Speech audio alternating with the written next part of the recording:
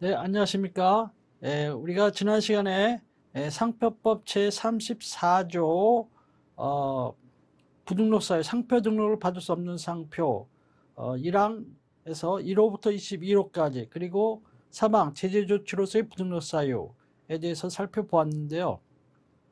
이제까지 상표의 동일 또는 유사, 상품의 동일 또는 유사 이러한 개념들이 많이 나왔습니다. 그래서 이것은 비단 상표 등록 요건뿐만 아니라 뒤에 설명드린 상표권의 보호 범위라든가 침해 문제 이런 등과 관련해서도 이 동일 또는 유사 이 개념이 굉장히 상표법의 해석 운영에 있어서 굉장히 중요합니다. 그에 대해서는 상표법에 정의를 내리고 있지 않고 해석에 맡기고 있습니다. 그래서 오늘은 그거에 대해서 집중적으로 살펴보도록 하겠습니다. 시험에도 매우 자주 출제되는 그런 분야다 하겠습니다. 먼저 상표의 동일 유사에 대해 설명드리겠습니다. 먼저 상표의 동일을 보겠습니다.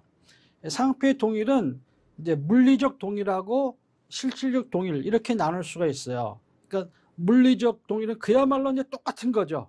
그런 경우를 말한다 이렇게 할 수가 있고, 실질적 동일은 물리적으로 동일하지 않다 하더라도 거래사에서 이 사회통념상 봤을 때 저 정도면 동일한 거 아니냐라고 봐줄 정도로 인식되는 것.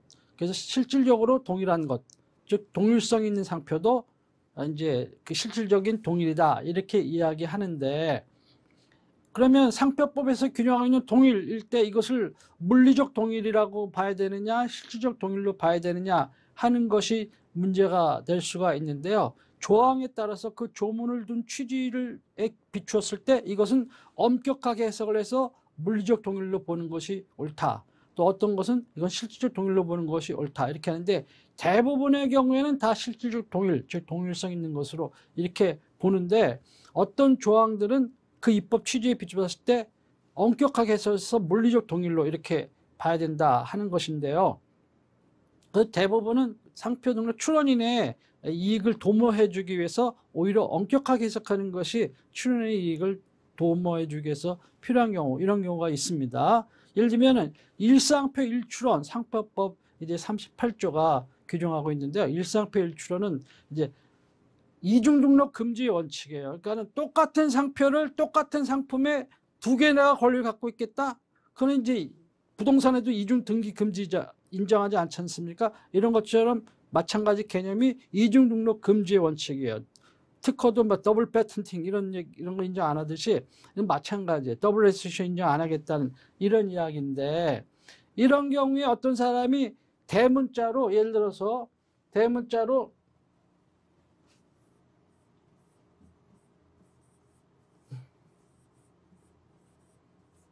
대문자 삼성 이렇게 해가지고 A라는 상품에 이렇게 등록을 받았어, 갑이. 근데 요번에는 요렇게 출원하려고 그래. A라는 상품에 A라는 상품에 이렇게 출원하려고 그래요. 이런 경우에 실질적으로 동일한 거 아니에요. 실질적으로 동일하다 보면 일상필출원에서 갑은 뭐야? 자기 거에서 이중 등록에다 하고 등록이 안 되겠죠. 그러니까 이런 경우에는 뭐야? 엄격하게 해석을 하는 게 오히려 갑에게는 유리하겠죠. 이것은 동일하지는 않다. 예? 그래가지고 등록 허용해 주는 게 좋겠죠. 예. 그래서 일상필출원제를 운영할 때는 엄격하게 해석을 한다고. 또 우선권 주장하는 경우에는 이제 나중에 설명드립니다만은 미국인이 자기네 나라에 이제 미 연방 특허 상표청에 출원을 해서 6개월 이내에 그것을 우선권 주장을 해가지고 그걸 기초로 해가지고 우선권 주장해서 우리나라에 출원하면 미국의 미 연방 특허 상표청이 출원한 날 우리나라에도 출원하는 것을 출원일을 소급해주는 그런 제도가 우선권 주장 인정 제도예요. 이런 경우에는 그 미 연방 특허 상표청이 출원한 상표 있잖아요.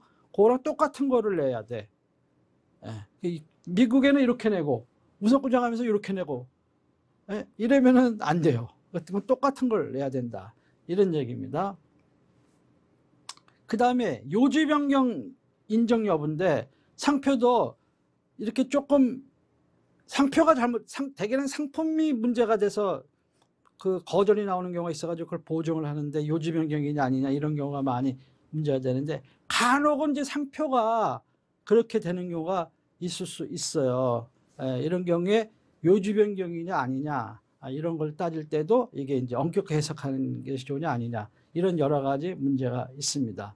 그래서 각 조항의 취지에 따라서 해석을 해야 된다 하는 것이고요. 자, 그럼 대부분의 경우는 이제 탄력적으로 해석을 해서 실질적으로 동일한 경우를 의미하는데, 여기 지금 보면은 우리 판례에 보면은 이렇게 출원상표는 이거예요. K2 여러분 많이 보시는 등산 쪽 상품에. 근데 실제 사용한 것은 이렇게 E를 내렸어. 아니면 K를 좀 두껍게 안 하고 얇게 하든가 이런 것도 다 결국은 뭐야, 실질적으로 동일한 상표를 사용한 걸로 봐줘야 된다. 이렇게 하고 있습니다. 자, 이것이 상표의 동일에서는 뭐 그렇게 큰 쟁점이 되는 게 없고, 상표의 이제 유사, 이게 가장 이제 문제가 되는 것이죠.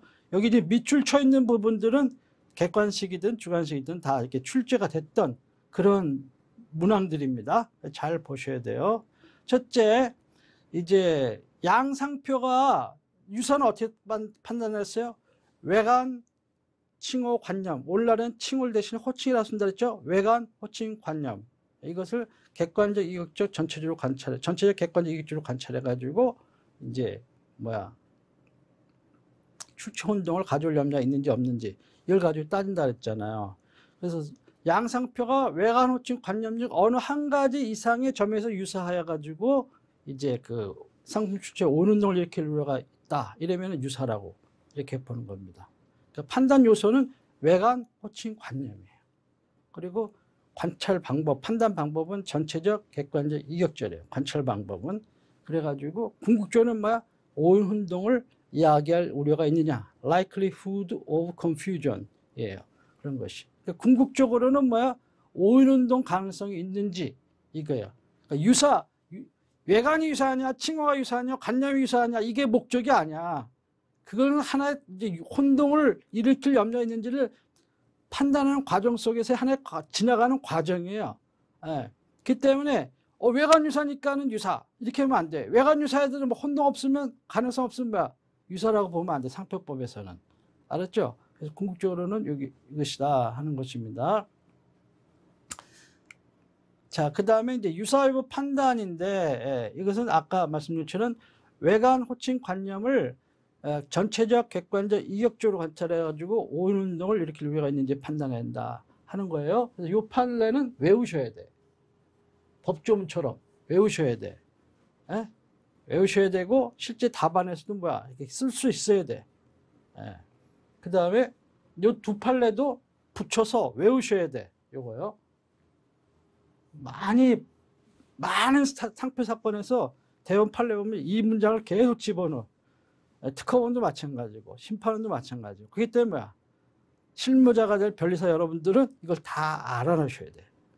그래서 이게 정확하게 알아야 돼요. 그래서 외관, 호칭, 관념 중 서로 다른 부분이 있더라도 어느 하나가 유사하여 일반 수요자나 거래자가 오인운동하기 쉬운 경우에는 유사상표라고 봐야 된다는 거예요. 판례가. 그러나 어느 하나가 유사하다 하더라도 전체로서의 상표가 일반 수요자나 거래자가 상표에 대해 느끼는 직관적인 인식을 기준으로 명확히 출처에 오인운동을 피할 수 있는 경우에는 유사한 것이라고 할 수 없다 하는 거예요. 그러니까는 이 딱 보고 이건 유사로 봐야 된다라고 할 때는 판례를 어떻게 쓰겠어? 이 위에 판례나 요 위에 두 번째 판례를 쓰겠죠? 그렇게 해가지고 판시하면서 봤을 때 이렇다 이렇게 해서 이걸 왜 가져서 혼동이 때문에 유사하겠죠. 그러나 유사하지 않다라고 볼 때는 뭐야? 어느 한 부분이 유사한 변이 있지만 전체적으로 명확하게 오인동을 피할 수가 있다. 이런 이유 때문에 유사하지 않은 것을 봐야 된다. 이렇게 나온다고 태계가. 그래서 이 판례는 정확하게 아셔야 되고, 이것도 다 밑줄 쳐 있잖아요. 다 이 객관식이나 주관식이 다 출제됐던 문제예요. 그 다음에 상표를 구성하는 일부에 칭호나 외관상 동일한 부분이 있다고 하더라도 그 동일한 부분이 상표 구성의 일부에 국한된 것이라면은 양상표를 전체로 관찰해서 유사하지 않은 것으로 볼 수 있다. 이게 판례인데 이건 뭐 당연한 거예요. 이게 보세요. 여기 실제 있었던 사례인데 이 상표는 BCBG야. 근데 얘네는 막 BCB 제너레이션이야. 그럼 앞에 BCBG가 있다 하더라도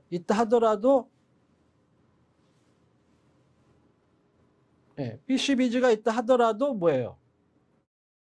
그 상표에 BCB 제너레이션 상표 일부에 국한된 거잖아요. 그러니까 전체로 봤을 때는 유사하지 않은 것으로 이렇게 봐야 합리적이겠죠. 그 다음에 두 상표 중 하나가 자타상 식별력이 없는 것이라면은, 그럼 하나는 식별력이 유사한 부분이 있는데 하나는 식별력이 있고 하나는 없어. 그러면 그거를 유사하지 않은 것으로 보는 거예요. 그러니까 다시 얘기하면은 상표 유사를 판단할 때 식별력이 없는 부분 있잖아요. 그거는 유사 판단 시 고려 대상을 하지 않는다. 요부로 볼 수도 없는 거고, 그래서 고려 대상에서 제외가 돼야 된다 하는 것입니다. 그래서 그 다음에 상표 유사율을 판단하기 위해서는 오인운동의 가능성은 각 지정상표의 거래 실정을 고려하여 판단하되 일반 수요자의 평균적인 주의력을 기준으로 이렇게 해야 된다 하는 것입니다. 그래서 그냥 average consumer라고 생각하세요. 평균 수요자의 주의력을 기준으로 한다. 그 다음에 지정상품과의 거래 실정을 고려해서 판단한다. 이런 얘기예요. 그 다음에 어떤 상표는 이제 결합 상표가 있어요. 문자와 문자 또는 문자와 도형 이런 것들이 결합된 컴바인드 마크, 결합 상표의 경우에는 반드시 그 구성 부분 전체의 호칭 관련된 것이 아니라 각 구성 부분이 분리 관찰되면 거래상 자연스럽지 못하다고 여길 정도로 불가분적으로 결합되어 있는 것이 아닌 한 그 구성 부분 중 일부만에 가여 간략하게 호칭 관념될 수도 있고, 하나의 상표에서 두 개 이상의 칭호나 관념 생각할 수 있는 경우에 그중 하나의 호칭 관념이 타인의 상표와 동일대로 유사하다고 인정될 때는 두 상표는 유사하다고 이렇게 봐야 된다 하는 얘기예요. 그러니까는 이렇게 결합 상표의 경우에 이것이 결합에 의해 가지고 이게 어떤 독자 의미를 갖는다 이렇게 되면은 분리해서 관찰하는 것이 부자연스러웠어요. 자 봅시다. 월드라는 단어가 있고 컵이라는 단어가 있어요. 근데 이것이 결합이 돼봐. 월드컵 이렇게 됐다고 쳐. 월드컵을 분리 관찰하는 것은 자연스럽지 못하죠. 이것은 오히려 인세퍼러블한 마크라고 해야 돼. 분리하는 것이 자연스럽지 못한 그런 것이에요. 그렇기 때문에 이것은 전체로 봐야 되고, 그렇지 않은 나머지 상표들은 이거 결합됐다 하더라도 이렇게 따로 떼어보고 이렇게 따로 떼어볼 수 있다 할 때는 그 중에 예를 들면은 어떤 상표는 A 플러스 B로 돼 있어.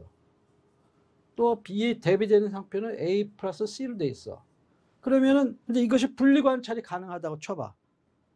A 또는 A, 그러면 이 상표는 A 플러스 B라고도 호칭될 수 있고 또는 A라고도 약칭될 수 있고 B라고도 약칭될 수 있다는 거야. 오늘날 간이 신성을 중요시하는 그런 거래 설정을 비교해 봤을 때. 그러면 얘도 마찬가지로 A 플러스 C로도 호칭될 수 있고 또는 A로도 약칭될 수 있고 C로도 약칭될 수 있는 이런 것이 거래사의 실정이라고 쳐봐요. 그럼 얘가 A로 약칭된다고 쳐봐.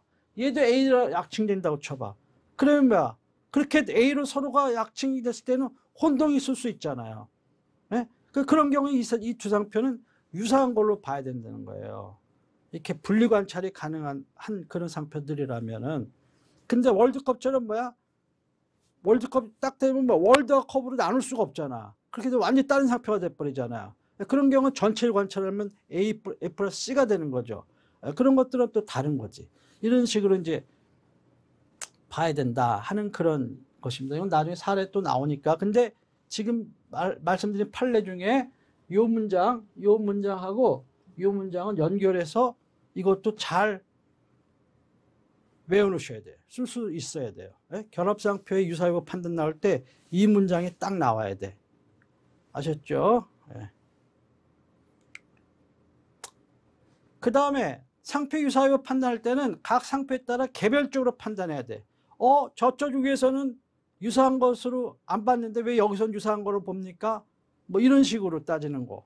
그거는 인정 안 돼. 거기 구애 안 받아요. 그러나 뭐야? 하나의 좋은 자료는 될 수 있으니까 그걸 근거로 해서 내기는 내셔. 웬만하면 합리적이다 하면 받아주니까 무조건 안 된다 해서 이거 증거로 낼 필요도 없다. 주장할 필요도 없다.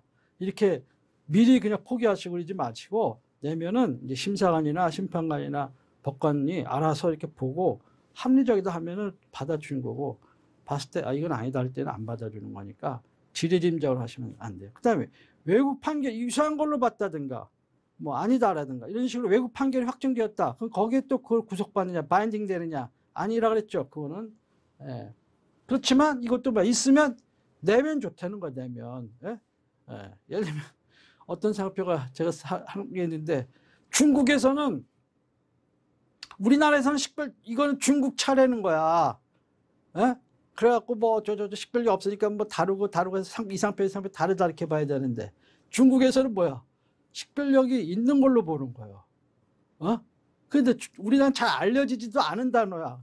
중국에서조차도 식별력이 있는 걸로 해서 유사로 보는데 한국 특허청에서는 없는 걸로 봐. 이럴 수가 있대. 그러나 그게 전적으로 잘못됐다고 보는 거 아니에요. 그럼 우리나라 거래실장에서 여러 가지 고려해서 판단하기 때문에 타당할 수 있는 거예요. 그렇지만 아무튼 구속받지는 않고 그러나 그런 자료를 내면 또 유리한 자료가 될 수도 있겠죠. 그거는 그때그때 다르다 하는 것입니다. 그 다음에 이제 시험에 많이 나오는 게 인용 상표권자의 동의 여부. 이것은 상표 유사 판단에 있어서 참작할 바가 아니다 하는 거죠. 네, 그래서 우리가 34조 1항 7호 선출한 타인의 등록상표와 동일도로 유사한 상표, 귀신상품과 동일도로 유사한 상품을 지정상품으로 하는 그런 상표는 등록받을 수 없도록 돼 있잖아요. 그때 잠깐 설명했지만 뭐 선등록권자 동의서 받아와가지고 이거 됐습니다. 안 받아줘. 그거는. 동의서를 인정하는 나라가 있고 아닌 나라가 있고 그렇다 그랬죠. 미국 같은 나라, 유럽 같은 EU 이런 데는 인정하지만 우리나라는 뭐야? 인정 안 한다 그랬죠. 안 하고 있어. 현재는 그래. 앞으로는 어떻게 될지 몰라요. 자, 그럼 유사 판단 요소는 외관, 호칭, 관념 이렇게 됐는데 자, 그럼 봅시다. 이게 심사 기준에 있는 내용들이고 대부분은 이제 판례에 관한 것도 집대성해서 일부 모아서 이렇게 예시를 한 거예요. 전부는 집대성 아니고.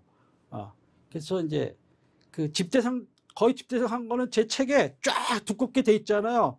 그 책이 두꺼워진 건데 그래도 한번 시간 나시면은 읽어보셔. 나중에 사례 문제 풀 때라든가 이렇게 해서 유사를 판단하는구나. 이렇게 유사를 판단하는구나 법원이. 그러면 여러분도 뭐야 법원과 같은 시각을 갖게 되는 거야. 그래서 전문가의 수준이 오르는 거예요. 그래서 클라이언트가 이거 유사라고 봐야 될 때는 여러분 나름대로의 전문적인 의견을 제시할 수가 있는 거예요. 그럼 되게 이제 그걸 보면 그것이 되게 거의 정확한 거에 정확성이 근접해 간다 하는 것이에요. 뭐 100% 똑같은 케이스가 없기 때문에 정확하게 딱 판단하기는 쉽지 않지만 그래도 대략 확률적으로 봤을 때 이건 유사로 나온다 아니다라는 걸 어느 정도는 알 수가 있는 거예요. 그럼 한 2번만 읽으시면 나머지는 계속 읽으실 필요는 없어. 처음에는 이해하시기 위해서 읽어야 돼. 이렇게 구체적인 이 법리들이 사건에서 작동이 돼가지고 이렇게 결론이 나는구나. 그래야 나중에 사례 풀거나 또 객관식에서 어떤 사례형 문제 나왔을 때도 착착 풀어낼 수가 있다고요. 자, 외관 유사하다고 한 것은 이런 것들, 도형, 이런 것은 유사죠. 근데 문자인데도 봐요. HOP인데 ACP야. 이런 것도 외관 유사다 이렇게 봤어요. 그 다음에 이런 것도 외관 유사다. 외관이 유사하지 아니한 표정의 예시는 이런 거는 유사하지 않다고 봤어요. 이런 것은 유사하지 않다고. 근데 이제 도형 상표의 경우에는 제가 봤을 때는 유사의 범위를 그렇게 좀 좁게 보는 것 같아요. 좁게. 그래서 좀 다르면 다른 걸로 이렇게 인정해 주는 쪽으로 많이 운영되고 있는 게 아닌가 생각합니다.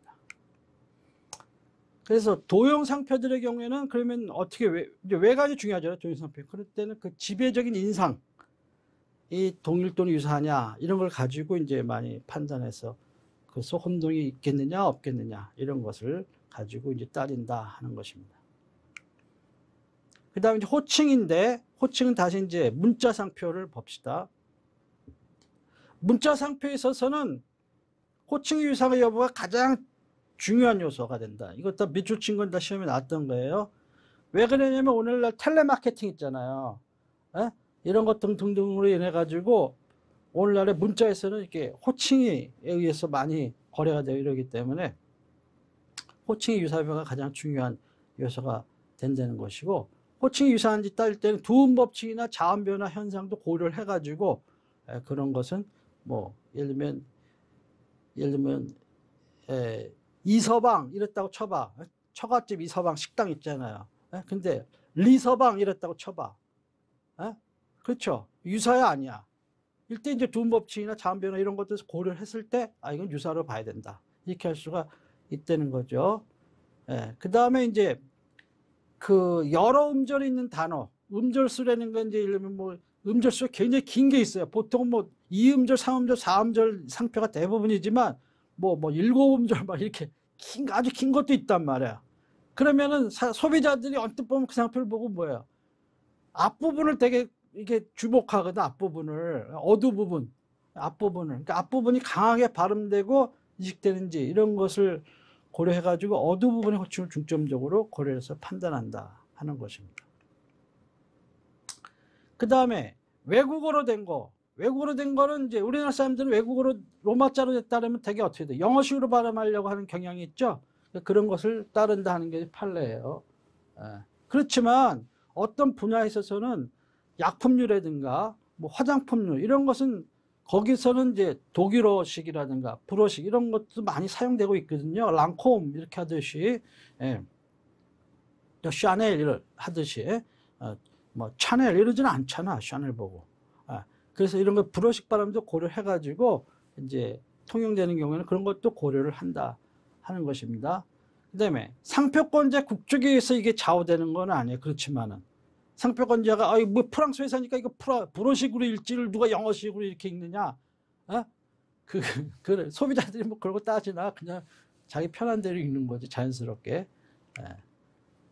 그래서 여기 보면은 우리나라의 국내에 에버리지 컨슈머가 거래자나 수요자 대부분 에버리지 컨슈머가 자연스럽게 발음하는 거 이런 것을 가지고 판단해야 된다는 것이고요. 어떤 상표에 특정한 한국어가 표기되어 있다. 예를 들면 자이스다. 그러면 이게 자이스라고도 발음하지만 뭐 제이스라고도 발음할 수 있고 뭐 그런 거 아니에요? 모르잖아. 근데 여기에 사람들이 이제 독일어 상표니까 예를 들면 자이스 이런 식으로 표기됐다고 쳐봐. 그래서 사람들이 자이스라고 읽지 이거 제우스라고 안 읽는다. 제이스라고 안 읽는다. 그러니까 제우스하고는 다르다. 호칭이 다르다. 이렇게 주장을 하려면은 실제 자이스라고 이렇게 하고 있는지를 증거에서 명확하게 인정이 돼야 된다는 거. 증거를 내야 돼. 막 가상적으로만 이제 이렇게 하고 이렇게 발음하지 이렇게 않습니까? 해서 안 되고 실제 뭐야? 이렇게 발음하고 있다. 이렇게 쓰고 있다. 뭐 예를 들면 소비자들이 그 제품 쓰고 후기에 막 이렇게 자이스라고 표기 한글로 막 쓰고 막 이런 거 있잖아요. 그런 좋은 증거라고. 소비자들이 제이스라고 안 하고 다 자이스라고 하잖아요. 언론도 봐. 언론에도 자이스라고 소개하지 제이스라고 안 하지 않습니까? 그러니까 이거는 자이스지 제이스는 아니다. 예를 들면 이런 식으로 할 수가 있다. 그런 것은 증거를 내야 된다는 거예요. 그런 거를. 그 다음에 이제 도형상표. 경우에 그 도형을 보고 뭐 곰을 보면 곰 이렇게 자연스러운 칭호 있잖아요. 이걸 이제 기준으로 해야 된다는 것이고, 그 다음에 이제 그 칭호가 어려운 그런 추상적인 도형들도 있잖아요. 그런 거는 이제 주로 외관에 의해서 유사 여부를 판단한다 하는 것이에요. 그 다음에 이제 결합상표.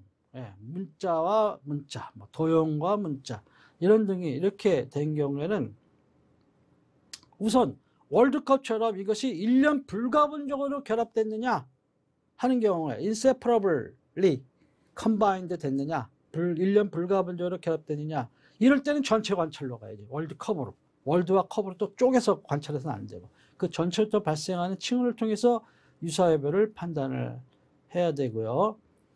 만약에 주 요부가 따로 이제 있는 경우 요부가 따로 있다. 그럼 뉴 삼성 하면 어느 게 요부야? 뉴는 꾸미는 거잖아요. 삼성이 요부지. 그 삼성 주 요부가 따로 있는 그 부분에 칭호를 중점적으로 해가지고 또 다른 비교대상 상표는 삼성이야. 뉴 삼성과 삼성은 유사냐? 할 때는 뭐야? 뉴는 요부가 아니잖아요. 삼성이 요부고, 그 다음에 다른 백유대생 상표인 삼성하고 동일하잖아요. 그러니까 전체적으로 뭐야? 유사지. 이렇게 되는 거예요. 예. 그 다음에 이제 하나의 상표에서 2개 이상의 식별격이 있는 칭호가, 호칭이 발생하는 경우에는 각각 칭호를 대비해서 유사 여부를 판단한다. 아까 A 플러스 B하고 A 플러스 C 사례를 생각하시면 되겠습니다. 예. 자, 한번 예를 들어봅시다. 예를 보면 더 이제 이해하기 좋아요. 칭호가 유사하다고 한 예시들이에요. 여기 보면은 인터셉터. 근데 인터셉트. 이건 유사죠. 인터셉터와 인터셉터 소비자들이 헷갈리게 들릴 수가 있다고. 그 다음에 여기 봐. 레빌론. 레블론. 예? 예. 수요자들이 혼동이 오기가 쉽죠. 레빌론, 레블론. 이거 유사죠. 그 다음에 여기 봐. 리소탄, 로소탄. 리소탄, 로소탄. 야, 이건 좀 다르다고 볼 수도 있는데 아무튼 유사로 봤어요. 이렇다고 유사의 범위가 좀 넓을 수가 있단 말이에요. 이런 것이 참 어렵게 되는 거야. 자, 여러분 클라이언트가 왔어. 나 리소탄 출원하고 싶은데요. 검색을 해봤어. 로소탄이 나왔어. 여러분 어떻게 판단하겠어? 유사로 하겠어? 아니겠어? 아니라고 하실 분이 더 많을걸? 그쵸? 이거 이동 좀 다르지 뭐. 근데 여기 유사라고 했잖아. 이게 쉽지가 않은 거예요. 그래서 그래서 더 많은 사례를 실제 실무에 들어가면 많은 사례를 아셔야 되고, 그 다음에 그 법원이라든가 이런 그 동향, 유사여부 판단 동향 이런 것을 잘 아셔야 돼. 이런 것을 요즘에는 유사로 보는 거야 이렇게. 그래서 끊임없이 이걸 연구를 해야지. 자격시험 하나 딱 땄다고 옛날에 배운 거 가지고 그냥 평생 울고 먹으려고 하다가는 고객 망하게 한다. 여러분 믿고 제품 만들어 가지고 막 포장하고 광고 누구 BTS 모델 해가지고 엄청나게 몇십억 광고 때리고 제품 만들어 갖고 전국에 쫙 뿌렸는데 유사 어떻게 하실 거야? 아주 힘들어지잖아요. 그렇기 때문에 정확하게 하셔가지고 이거는 이러이러한 리스크가 있습니다. 내가 볼 때는 좀 유사하지 않다고 보지만 이런 점에서 옛날 사례가 있기 때문에 이렇게 나올 리스크가 있기 때문에 가능하면 다른 상표를 선정하시든지 정적이 하면 그 리스크를 안고 가시든지 이렇게 하셔야 된다고. 그렇게 얘기하셔야 돼. 천연. 이거는 천년인데 얘는 천년이잖아. 이것도 칭호유사야. 호칭유사. TVC인데 여기는 TBC야. 이거 마르샤, 마르셀. 이것도 어렵죠? 마르샤, 마르셀은 다른 거 아니야? 근데 이거 유사로 봤어요. 이런 것들이 참 힘들게 한다고. 여기는 애볼인데 애플. 애볼인데 애플. 야, 그러니까는 유사 검색을 할 때 이 question OL 이렇게 하셔야겠지? 애볼에 대해서 유사를 선택 검색할 때 이 question OL 이렇게 해야 애플도 나오고 이럴 거 아니에요. 그런 다음에 유사여부 판단하셔야겠죠? 키워드를 잘 잡아야 된다고. 애볼 치니까 없어. 애플이 안 나와. 그렇게 되면 문제 없네 이렇게 되면 안 돼요. 키워드를 잘 잡으셔야 돼. 요즘에 이제 이런 걸 해주는 인공지능으로 해서 이렇게 다 하는 그런 방법도 있어요. 그러니까는 사람에 의존하는 것보다 인공지능이 많은 사례를 기억해가지고 알아서 지가 학습 러닝하는 거야. 러닝머신이 돼가지고 차차차차차 유사 이렇게 사람보다 어떻게 보면 더 정확할 수가 있어요. 이제 그걸 이용해서 심사를 하면 심사관 그분들도 일거리도 많이 이렇게 심사 부담도 줄어들고 이제 이러겠죠. 하나의 요인이 될 수가 있어요. 이 톱인데 토피. 톱인데 토피. 그러면 어떻게 키워드를 잡을 때 어떻게 되겠어? TOB. 그쵸? TOB는 P로도 나올 수가 있죠? TOP도 쳐보고 이런 식으로 하셔야 돼. 키워드를. 근데 이제 AI를 이용하면 얘가 알아서 다 한단 말이에요. 웬만하면은. 그래갖고 유사한 게 나오면 좋은데 안 나오면 뭐야? 안 나오면 AI만 또 믿으면 되겠어요? AI만 믿으면 안 돼. 여러분을 믿어야 돼. 키워드로 다시 한번 쳐봐야 돼. 그래서 그래도 안 나온다 그러면은 이제 없을 가능성이 높아. 예? 문제는 뭐야? 검색했는데 출원을 한 달 뒤에 했어. 그럼 오늘 검색했어. 그럼 근데 최근에 한 2개월 내에 출원되는 거는 또 뭐야? 누군가가 서면으로 해서 어떤 개인이 전자 출원할 줄 몰라가지고 서면으로 해서 이제 서면화 시켜서 작업화 그러면 특허청에 걸 때 다시 전산화해가지고 이렇게 하거든요. 그런데 시간이 걸린다고 한두 달이 걸릴 수가 있어요. 그럼 뭐야? 오늘은 안 나오는 게 2달 뒤에 나올 수가 있어요. 그러니까 오늘 검색어가 없다고 좋아하면 안 되고 뭐야? 한 서너 달 있다 또 한번 해보는 게 안전하다고요. 그 사이에 이런 게 껴들어왔네. 우선권장에서 들어올 수도 있잖아요. 누군가 외국에서. 그러니까는 그렇게 일정 간격을 두고 어느 정도 해야 된다고. 중요한 브랜드들은 그렇게 하셔야 돼. 제일 좋게는 등록된 다음에 쓰세요. 이게 제일 좋은 거고. 그러니까 미리미리 등록하세요가 좋은 거야.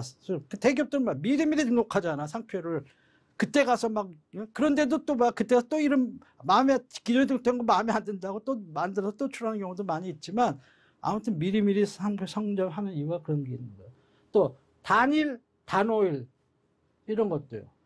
리만 이런 식으로 여러 가지 예들이 있는데 이걸 잘 보세요. 이런 식으로 해서 여러분 유사상표 검색을 한다 치면 어떻게 키워드를 잡아야 되는지 해서 잘 해야 돼. 이것이 이제 민간인들하고 다른 거. 일반인들은 그냥 딱 접줄 없으면 없나 보다. 뭐 이런 거 몰라 잘. 그러니까 어우 해가지고 그냥 막 추네. 그러면 뭐라 했어. 거절되는 경우가 많이 있다 그랬잖아요. 그 또 상표에 대해 전문성이 떨어진 사람, 특허를 위주로 하는 사람도 그런 데 있어요. 어쩌다 상표한 사람, 그 감각이 떨어져가지고 나 뭐 결론을 딱 내줬는데 나중에 이상한 결론이 나오면은 여러분 원망할 거 아니야. 여러분 믿고 했는데. 그렇기 때문에 좀 약간 이렇게 긴장력을 가지고 이렇게 하셔야 돼. 이런 걸 공짜로 해주겠다 하는 사람들이 젊은 변리사들 중에 어떤 젊은 변리사 아니든 아무튼 인터넷에 무료로 검색해주고 해준다. 그렇게 해가지고 글쎄 얼마나 성의껏 가지고 잘 해주는지 모르겠어. 성의를 가지고 잘 해주면 좋지만 그래서 이런 것이 이제 시간이 많이 걸리거든요. 실제 출원하는 걸 출원서를 꾸면서 제출하는 건 별거 아니야. 이게 많이 걸린다고. 근데 이런 거를 무료로 해준다? 미국 같으면 상상을 못할 일인데 물론 미국에서 물론 무료로 해주겠다는 친구도 있어요. 그렇지만 그런 것도 바람직하지 않은 거고 국내도 마찬가지고 그래서 가능하면은 이런 거 여러분 전문성에 들어가니까 비용을 받고 해주는 게 옳은 거 아니냐 하는 것이 이제 대한변리사의 캠페인을 하는 거예요. 자칫하면 싼 게 비지떡이 될 수가 있고 그 고객을 아주 곤란에 빠뜨릴 수가 있는 거예요. 그래서 잘 생각해 보십시오. 어떻게 하는 것이 옳은 것인지 제대로 대가 받고 전문성 있게 서비스 해주는 게 옳은 것인지 그냥 사건을 수임하려고 무려 해가지고 해가지고 나중에 잘못되면은 그래가지고 민원이 들어오는 경우도 많아요. 특허청이나 대한변리사에 어떤 사람은 손해배상 청구성 당하는 사람도 있어. 그런 걸 감당하시려면 그렇게 하십시오. 결코 좋은 게 아니야. 칭호가 유사하지 아니한 표장 예시. 솔라, 폴라. 비슷하지만 관념에서 확 차이가 나잖아요. 솔라하고 폴라는. 그러니까는 이거는 유사하지 않은 걸로 보는 거고. TBC하고 CBC. 초성이 차이가 나면은 유사하지 않은 쪽으로 많이 보는 경향이 있어요. 삼정인데 일본식 발음으로 미쓰이 이런 거. 이것은 유사하지 아니한 것으로 보고 또 송화인데 일본 말로 마찌시다. 그래가지고 이런 거는 유사하지 않은 걸로 보는 거예요. 이제 관념에 있어서 또 마찬가지예요. 상표 요부가 뭐냐, 그 요부의 관념이 뭐냐, 이제 이런 걸 가지고 따지는 거예요. 그 다음에 이제 상표가 분리 가능한 경우에는 분리된 부분 중 식별력이 있는 부분, 그게 요부죠. 그것이 이제 복수가 있을 수가 있어요. 여러 개가. 2개, 되게 고정조죠. 그러면은 이런 뜻일 수도 있고 이런 뜻일 수도 있고. 그래서 A 플러스 B, A 플러스 C를 생각을 해보세요. 그 중에 어느 하나의 관념이 다른 상표와 동일하거나 유사하면 전체로 봐 유사. 이건 마찬가지예요. 호칭이든 관념이든 그렇게 판단하는 거. 그 다음에 이제 도형상표의 경우에는 이제 아까 지배적 인상 이걸 가지고 따진다 그랬죠. 근데 동물의 이름이나 도형으로 숨진 상표의 경우 같은 종류의 동물이면은 호칭이나 외관이 약간 다르더라도 관념이 같은 것으로 봐가지고 유사로 봐. 예를 들면은 불곰인데 곰표 사건이에요. 실제 있었던 사건이에요. 이런 것은 예를 들어 곰표 밀가루인데 불곰 밀가루야. 그러면은 이제 그런 거는 이제 유사로 본다는 거야. 근데 동물의 종류가 다르거나 외관이 현저히 다른 경우 그런 건 당연히 비유사죠. 예를 들면은 이제 앉아 있는 매 도형이야. 매표라고. 또 하나는 독수리야. 나르는 독수리 도형. 달라. 이런 것은 이제 비유사로 이렇게 돼야 되는 것이고요. 근데 문자와 도형이 결합된 상표는 일반적으로 문자 부분으로 호칭 관련된 게 더 많이 있겠죠. 그래서 그런 것을 고려를 해가지고 판단을 해야 된다 하는 게 판례입니다. 그 다음에 상표 유사율을 판단함에 있어서는 상표 의미 내용은 average consumer, 평균 수요자, 일반 수요자나 거래자를 기준으로 그 다음에 intuitively, 직관적으로 깨달을 수 있는 것이어야 되고 뭐 심사숙고하거나 사전을 찾아보고서 이런 뜻이었어 이렇게 아는 것은 고려 대상이 될 수 없다는 게 판례고요. 또 상표권자가 주관적으로 부여한 의미는 고려되지 아니한다는 거예요. 이거는 이런 뜻이야. 이건 이런 뜻이야. 뭐 상표권자 아무리 그렇게 해봐야 그건 객관적으로 따지는 거죠. 일반 소비자 입장에서. 실제 있었던 대부분 케이스를 봅시다. 여기 보면은 카멜리아하고 동백표 이거는 유사하지 않다라고 본 거예요. 이거는 카멜리아가 동백나무라는 거 아시는 분 얼마나 됐어요? 그쪽 분야 전공하거나 뭐 그쪽에 관심 있는 분이라면은 아니면 영어를 엄청나게 잘하는 분들은 알겠지만 우리나라 평균 수요자들의 영어 실력으로 봤을 때 카멜리아를 동백나무 아는 사람 별로 없을 거예요. 그렇기 때문에 카멜리아하고 동백표는 유사하지 않다 이렇게 봐야 된다는 거예요. 사전을 찾아보면 이런 뜻이었어. 동백나무였어? 알겠죠. 그렇지만 그렇게 해서는 안 된다는 거예요. 그 다음에 여기 보면 명신왕하고 왕이야. 오징어. 이 사건인데 이게 왕오징어가 이제 고속도로 휴게소인데 잘 팔리니까 이 사람 명신 왕오징어 이렇게 해가지고 한 거예요. 예를 들면은 이렇게 했다고 치면 명신왕이라는 게 어딨어? 우리나라 옛날 역사책 쫙 봐. 명신왕 나왔어요? 없잖아. 그런 왕이 없잖아. 그러니까 이 사람은 뭐래? 자기가 명신왕이라는 걸 만들었다는 거야. 왕이라는 거야. 예? 왕 중에 하나의 이름이 명신왕이니까 그냥 왕하고는 다르다는 거야. 그런 상표권자가 주관적으로 부여한 의미는 뭐랬어요? 고려하지 아니한다 그랬잖아요. 그러니까 결국 이것은 명신왕인데 왕이 요부로 보이잖아요. 글자도 크게 돼 있고. 그러니까 이거는 뭐 왕 동일이니까 전체적으로 뭐 유사 이렇게 나가는 거죠. 그 다음에 어떤 의미를 가진 단어, 형사 등 수식어가 겹던 경우에는 그거는 뭐 형용사 빼고 나머지가 요부가 되는 뉴 삼성에서 아까 뉴는 빼고 삼성이 요부다 이렇게 되는 거죠. 그 다음에 아무런 뜻이 없는 조로 된 경우에는 이제 그에서 관념될 수 없기 때문에 그 다른 요소를 고려해 가지고 유사 여부를 판단해야 된다는 것입니다.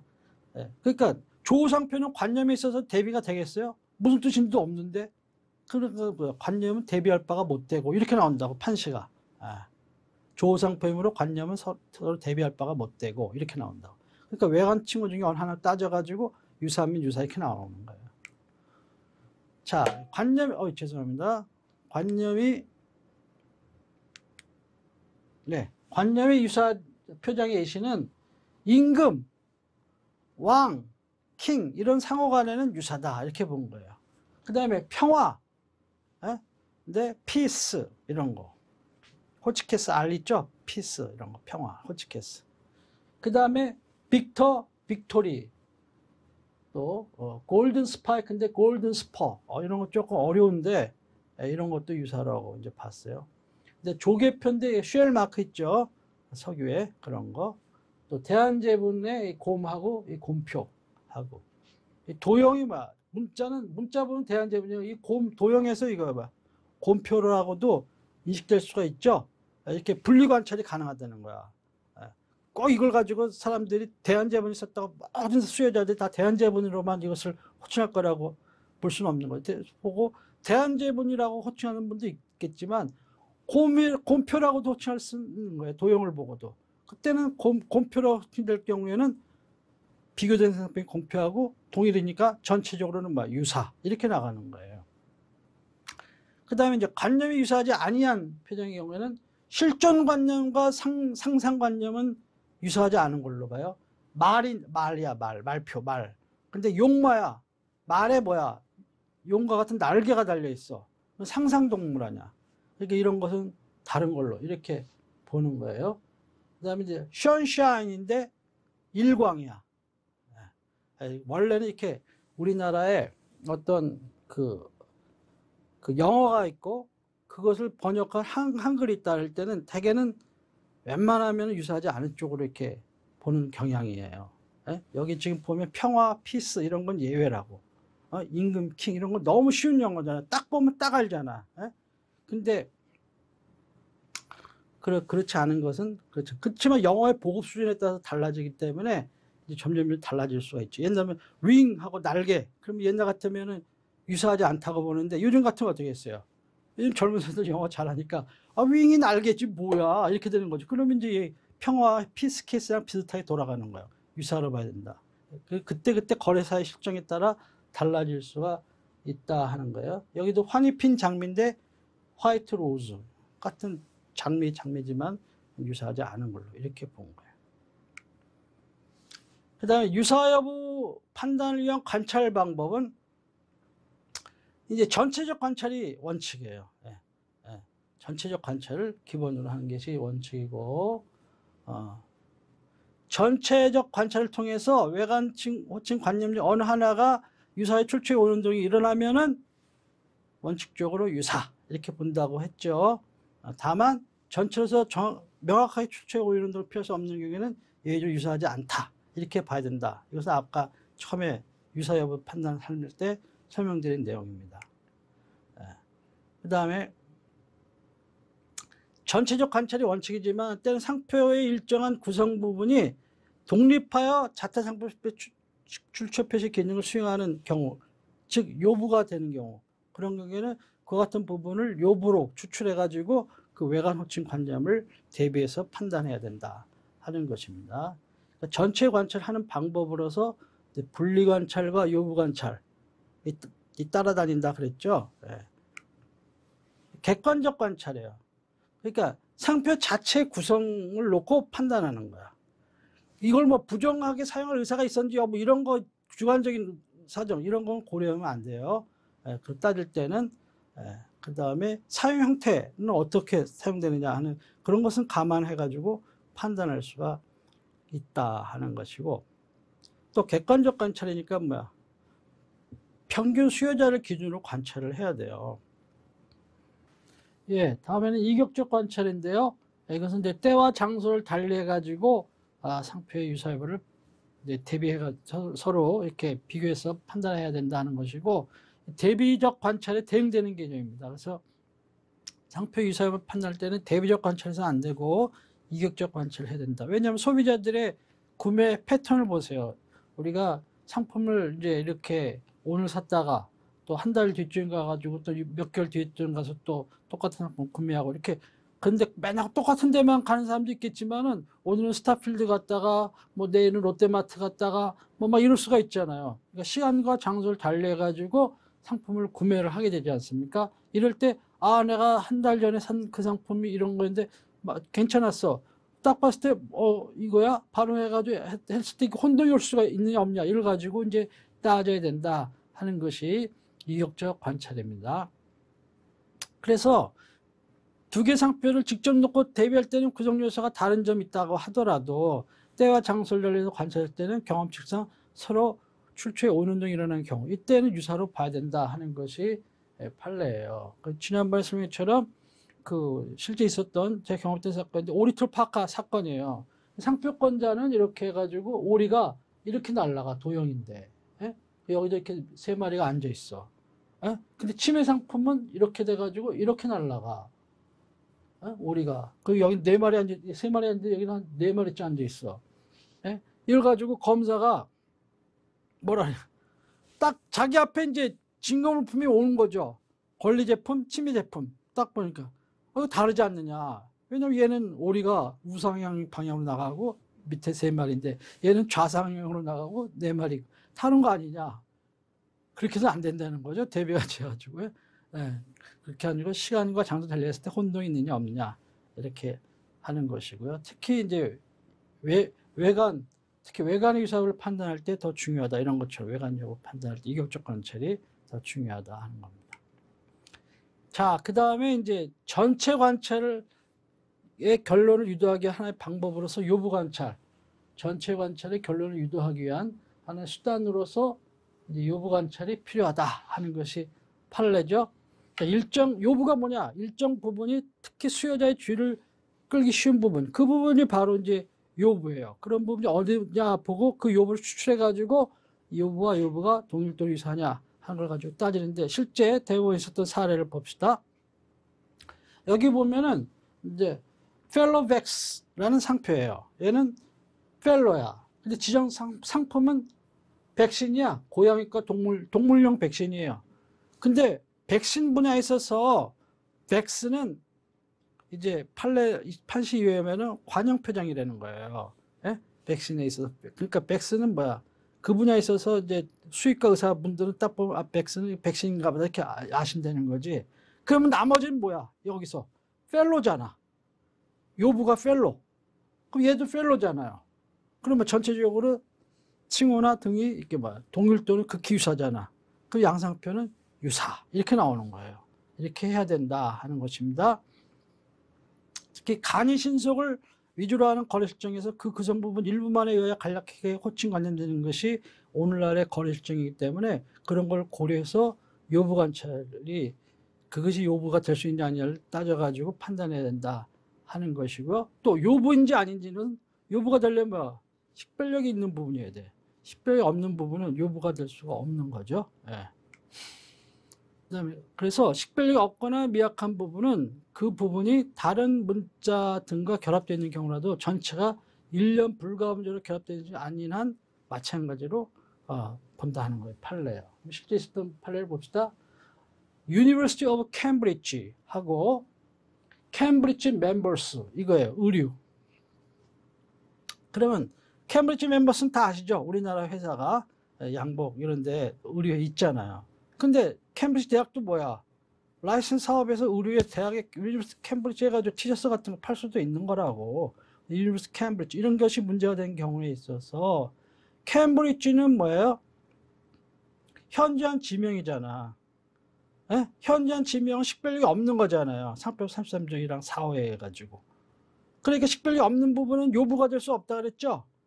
그러니까 이 양상표에서 유니버시티 오브 캠브리지와 캠브리지 멤버스에서 양자는 캠브리지가 요부로 분류 관찰해가지고 캠브리지로 이렇게 요부가 될 수가 있으니까 캠브리지가 동일하니까 전체는 유사 이렇게 결론 내릴 수가 있냐는 거예요. 없다는 거예요. 대법원은. 왜냐? 캠브리지 현재는 지명이니까 식별력이 없는 그 자체는 식별력이 없는 부분이고 그 요부가 될 수 없는 거기 때문에 이건 다시 원칙으로 돌아가서 유니버시티 오브 캠브리지 전체하고 캠브리지 멤버스 전체하고가 유사하냐 아니냐를 따져야 된다는 거예요. 그럴 땐 다르잖아요. 다르기 때문에 비유사로 봐야 된다. 이렇게 본 겁니다. 공통된 부분이 식별력이 있는 부분이야 아니냐를 판단을 해야 돼. 아니면 공통된 부분이 있다 하더라도 식별력 부분이 아니라면 그건 요부가 될 수 없는 거야.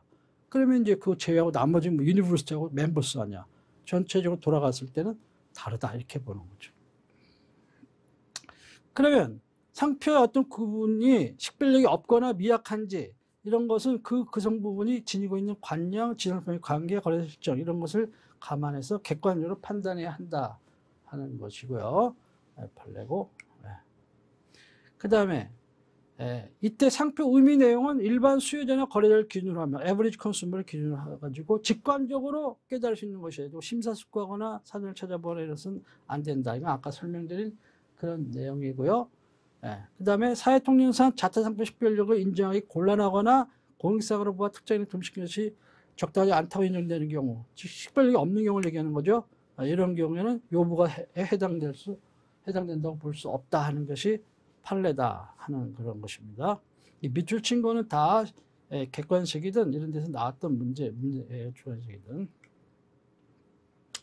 그 다음에 상표 요부라고 하더라도 수요자에게 주는 식별력 또 인상의 강약에 따라서 요부의 강약이 이제 정해지고 유사여부 판단에서도 이를 고려해가지고 판단해야 된다 하는 것이고요. 그다음에 상표에서 요부가 존재하는 경우에는 그 부분이 분리관찰되는지를 따질 필요 없이 요부만으로 대비함으로써 상표 유사여부를 판단할 수 있다. 이건 특이한 판례고 케이스인데 여기 봅시다. 한의원, 자생초 한의원, 자생한의원. 자생한의원 많이 들어보셨을 거야 아마. 광고도 많이 보시고. 근데 누가 자생초 한의원 이렇게 한다고 쳐보세요. 그러면은 이 자생은 이제 이 자생이 요부잖아요. 많이 알려지고 자생. 그러니까 여기다 초자 붙였다. 그래도 이거는 유사로 봐야 된다는 거예요. 네? 자생으로 분류관찰. 여기서 그럼 자생초에서 어떻게 자생하고 초를 또 나누느냐. 이게 과연 분류관찰 될 수 있냐 없냐. 이렇게 따질 수가 있는데 그런 거 따지는 거 없이 요부를 포함하고 있다. 그러니까 이것은 요부가 동일하니까 전체적으로 유사다. 이렇게 보는 거예요. 예를 들면 나이키가 있다. 나이키. 나이키가 있는데 신발에 그럼 여러분 누군가가 킹 나이키 해가지고 딱 붙여서 쓴다고 쳐봐. 이거 유사하지 않다라고 봐야 돼. 문제가 있을 수 있죠. 그렇게 해야 돼. 나이키 킹 뭐라지 킹 나이키 이렇게 되면 유사라고 볼 수가 있는 거죠. 혼동이 올 수가 있죠. 그 다음에 상표 상호 간에 유사한 부분이 있더라도 그 요부를 이루는 부분이 서로 달라서 오인운동이 없냐 없다 그러면 유사가 아니라고 봐야 된다. 이건 당연한 것이죠. 그 다음에 나아가 요부가 비슷하다고 판단되는 경우에도 거기 결합된 다른 문자나 도형 등으로 인해서 수요자가 전체적으로 관찰했을 때 명확히 오인운동을 일으킬 필요가 없는 경우에는 유사하지 않다라고 봐야 된다는 게 판례예요. 사례를 보면 판례에서 나온 사례. 이 도형하고 어찌 보면 이 도형도 요부가 될 수 있고 이 문자도 요부가 될 수 있는 거죠. 도형과 문자가 결합된 상표인데 근데 이 도형 요부 가운데 하나의 도형이 이 다른 비교된 상표하고 이렇게 유사하다라고 만약에 천다 하더라도 이 문자 이런 등에 의해 가지고 전체적으로 해서 그래서 혼동이 없냐가 없다. 이거하고는 다르다. 소비자들이 혼동하지 않는다. 이렇게 이제 본 거죠. 자, 그럼 이제 유사여부 판단 기준입니다. 수요자의 일반의 주의력을 기준으로 한다. 에버리지 컨슈머의 주의력을 기준으로 판단한다 했습니다. 이때 일반 수요자에게는 최종 소유자뿐만 아니라 중간 수요자, 뭐 도매상, 소매상 이런 식으로 해서 평균 에버리지 컨슈머로서의 수요자를 얘기하는 것이고 이때는 추상적인 수요자를 의미하는 것이다 하는 것입니다.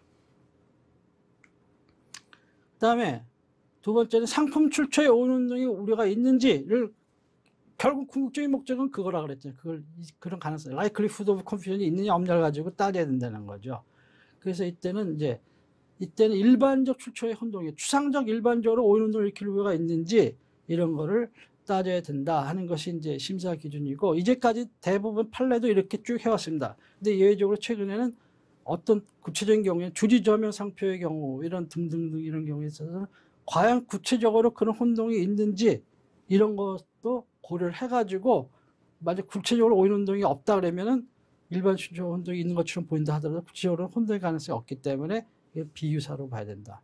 이렇게 하는 것이 이제 판례의 경향이에요. 나중에 또 한번 나옵니다만은 그 다음에 세 번째는 이제 거래사의 실정, 거래 실정을 고려를 해야 되는데 상표 사이에 유사한 부분이 있다고 하더라도 당해 상품을 줘서 일반인 거래 실정을 고려했을 등을 종합적 전체를 고려했을 때 전체적으로 봤을 때 명확히 출처 오인운동을 피할 수 있는 경우에는 유상표라고 볼 수 없다라고 했죠. 판례가. 그래서 예를 들면은 여기 판례를 봅시다. 유라클하고 오라클 케이스예요. 근데 이제 오라클이 이제 시비를 걸은 거지 유라클한테.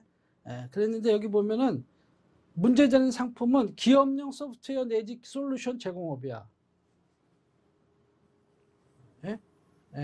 그러면 유라클하고 오라클은 언뜻 칭호가 호칭이 유사한 면이 없지는 아니하지만 그 지정 상품인 이런 기업용 소프트웨어 내지 솔루션 제공업 분야를 놓고 봤을 때 이 지정 서비스업의 거래사의 실정을 고려해 봤을 때 수요자들이 되게 누구예요? 기업 아니야 기업. 기업의 IT 부서가 이제 주로 그걸 구매를 하고 이렇게 하겠죠. 이런 경우에 그 사람들이 봤을 때 유라클하고 오라클 살 거를 헷갈려가지고 유라클 사겠어요? 여러분, 데이터베이스 뭘 사는데 오라클 제품을 사야 되는데 유라클 사겠냐고. 실제 그런 일이 일어나는 거는 거의 없다고 봐야죠. 그러니까 명확히 혼동을 피할 수가 있는 거죠. 이런 경우에는 유사하지 않다라고 봐야 된다 하는 것이에요. 그래서 이것도 비슷한 사건 같은 게 이건 중요한 판례 중에 하나예요. 이것도 잘 시험에 나왔고 잘 하셨네요. 그러니까 일반적, 추상적, 정형적으로 티피컬한 으로는 양상표가 서로 유사하게 보인다 해도 구체적 개별적으로는 명백히 추측 혼동을 피할 염려가 있을 경우에는 비유사로 봐야 된다. 그때는 뭘 고려를 하느냐? 각 상품의 종류, 성격, 형상, 구조, 크기 등 이런 거 한 팩터 중에 한 예들이에요. 사용되는 상품의 속성이나 또 그 상품의 거래자층의 종류, 상품이 거래되는 업계의 상관습, 유통 과정 이런 거 종합적으로 고려했을 때 구체적 개별적으로는 명확히 혼동할 수 헷갈리지 않는다는 그런 경우에는 비유사로 본다. 지난번에 설명했던 사건인데 시계인데 롤렉스하고 롤렉스. 롤렉스는 대중 상품이라 가격이 낮죠. 그 유통 경로가 달라. 롤렉스는 엄청 비싸. 그리고 롤렉스 달라. 그러면은 롤렉스 살 사람이 롤렉스 시계 보고 그래요. 이거 롤렉스를 롤렉스로 알고 사겠어요? 아주 그냥 그런 사람이 있을 수도 있죠. 할아버지 할머니 잘 모르시면 할머니 할아버지 그럴 수도 있겠지. 그런 극히 예외적인 경우고 일반적으로 평균 수요자를 놓고 봤을 때는 뭐예요? 롤렉스 살 거를 롤렉스로 이렇게 산 경우가 있을 수가 없잖아요. 그런 경우는 거의 없잖아요. 그런 경우에는 유사하지 않는 것으로 이렇게 봐야 된다 하는 얘기입니다. 그 다음에 사용에 의한 식별력을 취득한 경우에 그런 경우는 그 부분은 요부로 본다는 거예요.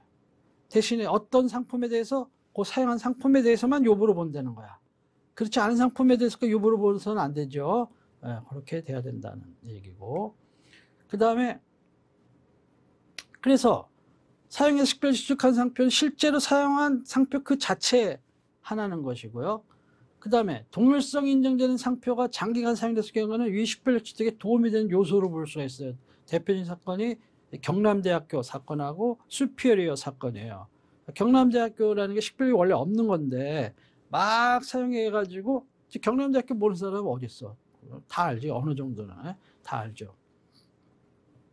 그런 경우에 옛날에 실제 사용한 거하고 사용한 글자체가 다양했다는 거야. 마크도 약간 다양하고 살짝 그렇다 하더라도 경남대학교 쭉 사용했다고 보는 거고 수피리에도 마찬가지야. 골프용품, 골프웨어 이런 것도 다 마찬가지로 이렇게 표현했었지만 글자도 크게 어떤 건 작게 막 이렇게 썼지만 K2 사건처럼 다 이것은 수피리어로 쓴 걸로 봐야 된다. 사용의 식별을 인정해주고 이런 거예요. 그런 건 요부가 될 수 있다는 거예요. 그 다음에 등록상표 구성 중 등록 결정 이후에 사용의 식별을 취득한 부분도 이제 침해 사건에 있어서는 이거 유사로 봐야 되냐 아니냐 할 때는 요부로 볼 수가 있다는 거예요. 대표적인 재능교육 사건, 식별력 있는 도용하고 재능교육 이렇게 했어. 그 원래 재능교육은 학습지나 이런 거와 관련해서는 식별력이 없는 거야. 없는 건데 도용 때문에 사실은 등록이 된 거예요. 근데 광고를 어마어마하게 해가지고 이제 사용의 식별력을 재능교육이나 문자까지 취득을 했어. 근데 누군가가 재능교육 이런 식으로 해가지고 침해 제품 나왔다. 그러면 이제 거기에서 침해 사건이 있을 때 피고 측에서는 재능교육은 식별력 없는 건데 이 사람이 등록할 당시 출원해서 등록할 당시를 봤을 때는 이때는 유명하지도 않았고 이거는 식별력 없는 거고 도용 때문에 등록된 거지 이건 식별력 없는 거야. 그러니까 내 상표하고는 달라. 비슷하다고 봐야 돼. 요부가 될 수가 없으니까 이렇게 할 수가 있느냐 하는 거예요. 근데 대부분은 등록 이후에 사용해서 식별을 취겠다는 거야. 그때부터는 요부가 될 수 있다는 거야. 등록상표로서. 그러니까는 너는 재능교육 해서 포함돼 썼으니까 전체적으로 유사라는 거야. 침해다 이렇게 보는 거죠. 예를 들면 그런 식으로 할 수가 있다 하는 겁니다. 자, 이제 각 상표별 유사여부 판단 기준을 보면 결합상표 유사여부 판단은 형용사적 문자와 결합하여 구성된 상표의 형용사는 빼고 나머지 부분 가지고 따진다는 거예요. 예를 들어 봅시다. 얼굴, 새 얼굴 유사예요. 세자 빼면 얼굴이잖아. 동일하니까 전체적으로는 땡땡 유사. 스타, 슈퍼스타. 슈퍼도 꾸미는 말이에요. 그러니까는 이것도 유사. 모란, 금모란. 이것도 금, 골드. 꾸미는 거니까 유사. 또 멜로디, 마이 멜로디, 소유격. 이것도 꾸미는 마찬가지. 매직 살롱, 살롱. 이것도 마찬가지. 다이아몬드, 블루 다이아몬드.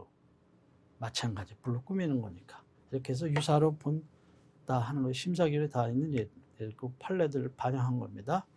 그 다음에 결합상표의 경우 거래상 분리관찰함이 자연스러울 경우에는 이제 각자 부분만에서 해가지고 동일하면 전체 유사, 극히 유사하면 유사 이렇게 보는 것이고, 이것이 일련 불가분열, inseparably 나누는 것이 부자연스럽다 이럴 때는 그 새로운 관념 형성 이럴 때는 이제 그때는 그렇지 아니한 걸로 보는 거죠.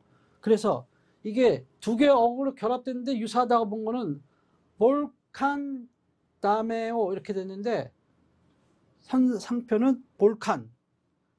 볼칸 다메오는 볼칸 다메오라고도 호칭되지만 볼칸이라고도 약칭될 수 있고 다메오라고도 약칭될 수 있다는 거예요.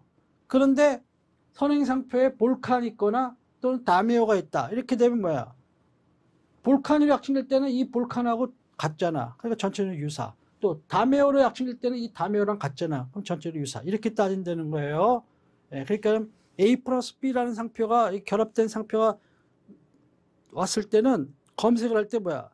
A 플러스 B만 치면 안 되고 A도 쳐보고 B도 쳐보고 이렇게 해가지고 동일하거나 극히 유사한 게 나오면은 유사일 가능성이 높다 하는 것을 판단을 하셔야 돼. 그 다음에 뭐 아코 아날인데 아날. 예? 만수 무강은 또 만수와 무강으로 나눌 수가 있다는 거야. 예. 그 다음에 또 여기 보면은 또 뭐 마찬가지 디토 삼마인데 디토 삼마 마찬가지예요.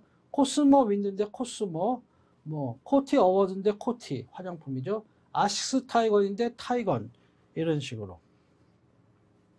예, 그래서 것이고 이게 두 개의 어구로 결합하여 유사하지 아니한 것으로 본 것은 이거 보십시오. 월드컵인데 월드하고는 유사하지 않잖아요. 어? 그렇죠. 월드컵은 축구를 생각하지 이런 월드는 아니잖아. 예? 그 다음에 선스타인데 썬문 이렇게 돼 있잖아요. 이건 유사하지 않은 걸로 보는 거야. 예? 붙어 있겠어요. 선스타. 근데 원칙은 기본은 뭐야? 이거 A 플러스 B와 A 플러스 C는 유사하지 아니한 걸로 보는 거야. 옛날 심사 기준에는 뭐라고 돼 있냐면은 A가 있다. 그럼 A 플러스 B는 이거하고 유사야. 또 B가 있다. 그러면 A 플러스 B는 B하고 유사야. 그럼 A 플러스 B가 있다. 그럼 뒤따라오는 A는 이거랑 유사야. 또 B가 온다. 그럼 A 플러스 B가 유사야. 이렇게 봤어요. 그런데 옛날에는 그런데 이렇게 되는데 다만 A 플러스 B가 있다. 근데 A 플러스 C로 온다. 그러면 이건 비유사로 봤어요. 그런 대표적인 것이 선스타와 썬문이야. A 플러스 B, A 플러스 C 이렇게 돼 있잖아요. 그건 비유사야. 근데 이것이 어떤 문제가 생겼냐. 이게 폴로 사건이에요. 폴로 사건. 예, 폴로 사건에서 이게 시작된 걸로 제가 기억하는데 폴로는 알프로레이잖아요. 예? 그럼 A 플러스 B 플러스 C든지 아무튼 그렇게 되잖아요. 예? 이렇게 그러다 보니까 US 폴로, US라는 A가 나와. 그 폴로 나와. 그럼 뭐야? 다르게 봐야 될 거 아니에요. 에? 또 무슨 뭐 폴로 클럽 이렇게 나와. 에? 예. 산타바바라 폴로 이렇게 나와. 이렇게 되면 어떻게 했어요? 폴로가 점점 뭐야? 희석화되고 모형품이 막 생기는 거죠. 에? 예. 그렇게 되는 수가 있어. 그래서 그런 문제들이 이제 발생하기 시작한 거예요. 예? 예. 그렇기 때문에 그런 경우라 이런 경우는 이제 이거 유사로 봐야겠다. 그래서 뭐야? A 플러스 B, A 플러스 C도 폴로로 약칭될 수 있고 산타바라 폴로에서도 폴로로 약칭될 수 있고 같으니까 전체는 유사. 이렇게 나가기 시작한 거예요. 그래서 공통된 부분이 있으면 이것도 원칙, 옛날 같으면은 유사하지 않은 걸로 봤지만 오늘날에는 뭐야? 유사한 것으로 보는 경우도 많이 있다. 오히려 폴로 사건 이후에 원래 폴로 취지는 그건데 사실 폴로가 유명하기 때문에 국내에 널리 알려졌기 때문에 그렇게 보호를 해주는 예외적인 사건이었거든요. 예외적인 사건인데 이것이 그냥 막 판례 그 뒤에 심사례라든가 뭐 이 폴로 케이스 같은 거를 따라 해가지고 오늘날엔 그것이 뭐 일반화돼 버렸어. 일반화. 그래서 공통적이 있으면 무조건 유사로 이렇게 보는 쪽으로 이렇게 간 거예요. 예. 그런데 이제 다시 또 좀 이제 구체적인 사건에서는 또 아니다 이렇게 이제 봐야 된다는 게 요즘에 약간 교정된 시각이 나타나기도 하고 그랬는데 옛날에는 이랬었다는 거예요. 근데 그러다 보니까 폴로 같은 문제 생겨서 유사를 봤는데 그걸 또 극히 예외적인 경우로 봐야 되는데 그걸 너무 일반화 시켜가지고 심사를 하다 보니까 우리나라 유사범위 판단 그렇게 하다 보니까 우리나라가 유사범위 판단이 뭐야? 선진국 다른 나라 선진국 미국이나 일본이나 유럽에 비해서 굉장히 넓어. 그 나라 실무자들은 납득이 안 가. 이게 어떻게 유사야? 단어가 없노? 이게 어떻게 유사야? 이렇게 그래서 썬문하고 선스타가 나중에 그 유사한 것처럼 느껴지는 거죠. 이게 어떻게 유사야? 야, 한국은 너무 진짜 까다롭다. 이제 이렇게 나오는 거죠. 그렇다는 것이에요. 그 다음에 여기 보면 모닝 글로리 나팔꽃인데 이걸 모닝이나 또는 글로리랑 유사다 이렇게 할 수는 없는 거죠. 이건 월드컵하고 똑같은 거예요. 분리하면 부자연스러워. 분리관찰하면 모닝 글로리 나팔꽃인데 모닝 띄어서 아침이 되고 글로리는 영광이 되고 완전 나팔꽃은 어디 갔어 그러면. 그렇기 때문에 분리관찰은 자연스럽지 못하다 하는 것입니다. 여기다 선스타, 문스타, 프리포트, 올드포트는 다 이런 거 A 플러스 P, A 플러스 C 이거 그러니까는 비유사로 봐야 된다 이런 식의 옛날 기준인데 요즘에는 좀 넓게 했다가 다시 요즘에는 좀 교정이 되어가는 그런 과정입니다. 그 다음에 긴 칭호로 이렇게 되어 있는 경우는 일부분만으로 간략하게 인식될 가능성이 있다 그러면은 이제 그 부분이 같으면 유사로 보는 거예요. 여기 봐 상표가 너무 길어.